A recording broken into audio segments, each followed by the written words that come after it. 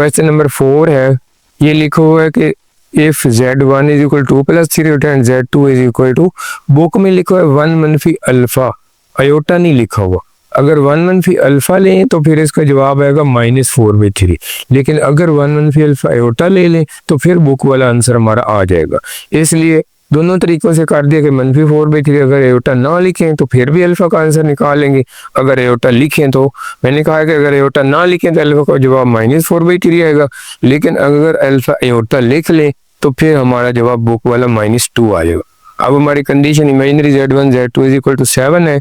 तो z1 पहले z2 हम इनका प्रोडक्ट निकालेंगे, ये 2 प्लस 3 आयोटा और 1 मनफी अल्फा, तो इनको मल्टीप्लाई किया 2 मनफी 12 iota plus 3 iota -3 alpha iota square. अब ये आयोटा स्क्वायर जो माइनस हो गया है 1, तो इसलिए 2 प्लस 3 अल्फा ये रियल पार्ट लेता लिख लिया, फिर इमेजिनरी 3 -2 अल्फा और आयोटा बाद में लिखा।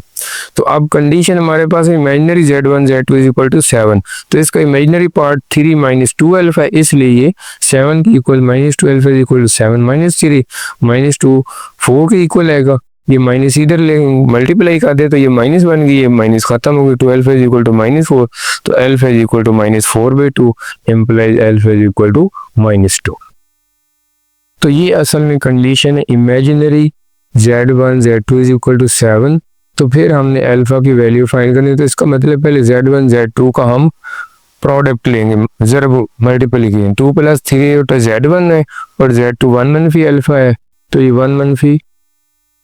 यानी कि इसको जब हम मल्टीप्लाई करेंगे तो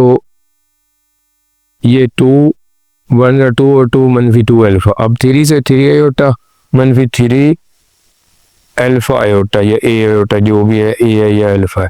तो अब इसका ये जो पार्ट है ये इमेजिनरी है और ये रियल है, यानी कि यहाँ तक जो है ये रियल पार्ट है और ये जो है ये इमेजिनरी पार्ट है।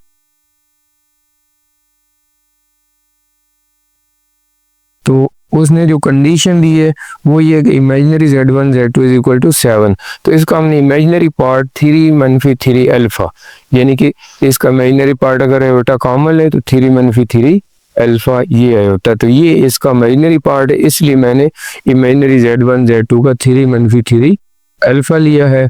तो ये जो है अब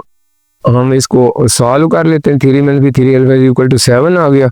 तो 3 को इधर ले तो -3 हो गया, तो -3 अल्फा इज इक्वल टू 7 -3, तो -3 alpha is equal to 4, minus भी इधर आ जाएगी तो 4/3, तो अल्फा का आंसर यहाँ पर कितना है -4/3, हालांकि बुक में अल्फा इज इक्वल टू -2 दिया है आंसर उसने, तो ये सही नहीं है, ये सही आंसर है।